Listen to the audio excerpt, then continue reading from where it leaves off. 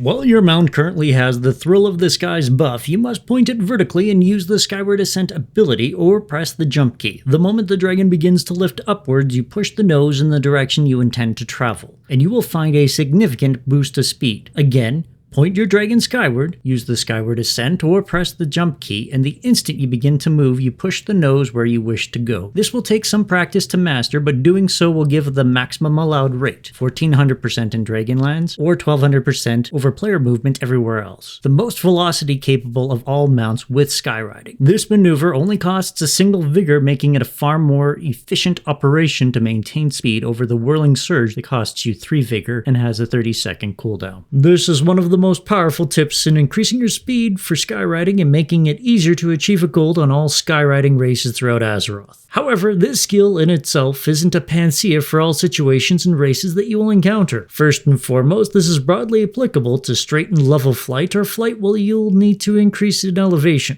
Trying to use the Skyward Flick to decrease altitude or even dive your mount straight down will result in wasted energy in both going up and forward, giving your trajectory a rather unfortunate looking flight path. Trying to do this while going through a thicket or any area with a hard ceiling that you don't have much space to perform this action will immediately have you halted if you touch anything in the world.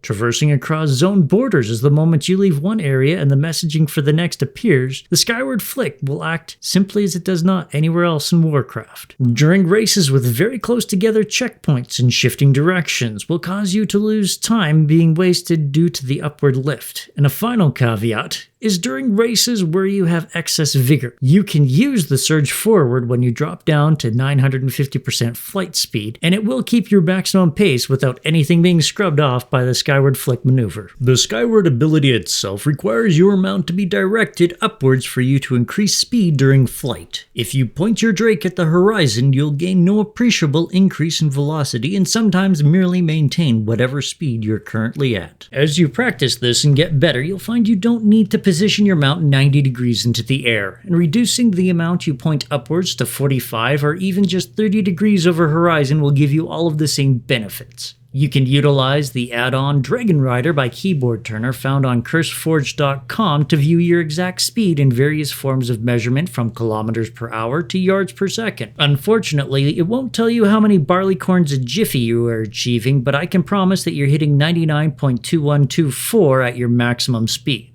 My personal recommendation is setting it to percentage, as that is the most common unit employed in Warcraft. Now, you certainly don't need this add-on, but while you're perfecting this skill, it will help you greatly. Look where you want to go. I know it sounds like one of the simplest, most basic of concepts, but it truly is one of the most fundamental skills that is taught at all levels of driving, riding, or even racing training. The focal point of a human being is generally the direction upon which they will travel to, whether with a steering wheel, keyboard and mouse, or even just walking.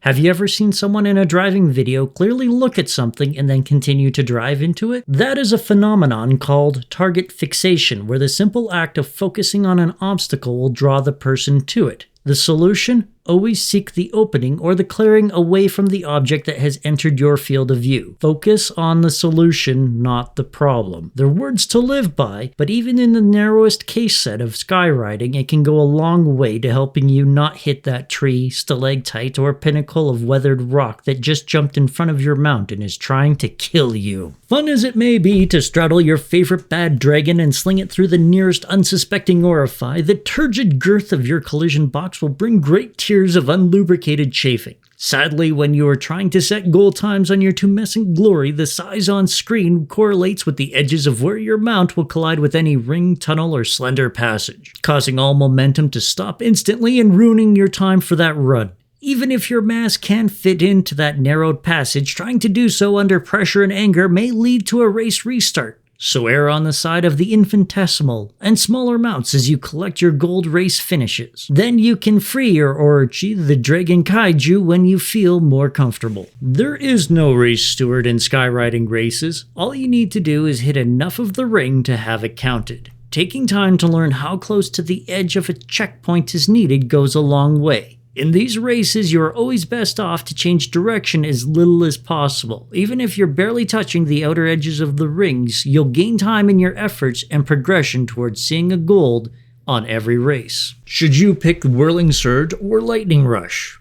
Whirling Surge. It is the better all-around option as it will instantly accelerate you to your maximum speed with 3 vigor and only has a 30-second cooldown. Although the Skyward Flick technique is most often will give you better results because Lightning Rush itself operates by having you fly close to the walls or the ground to build up a static charge that will give you a larger, more sustained boost than Whirling Surge with no vigor consumption. But unfortunately, the pace at which those charges are gathered and how close you need to be to the surfaces just makes it a poorer choice. Most races will never have you fly close enough to any surface or for long enough for those charges to accumulate. Now, you may think it would be obvious how to switch between the two, that it would be in your spellbook where your dragon riding abilities and your talent tree are. Oh, what a fool you are! It is simple.